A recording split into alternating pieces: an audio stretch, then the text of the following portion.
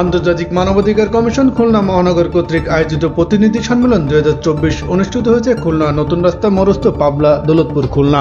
3রা ফেব্রুয়ারি রোজ শনিবার বেলা 12টায় পবিত্র কোরআন তেলাওয়াতের মাধ্যমে এই অনুষ্ঠানের আনুষ্ঠানিকতা শুরু হয়।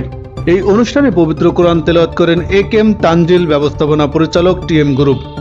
বর্তমান পরিস্থিতিতে সাধারণ মানুষের ন্যায্য মানবাধিকার ক্ষুণ্ণ হওয়ার বিষয়ে উক্ত সম্মেলনে আলোচনা করা হয়।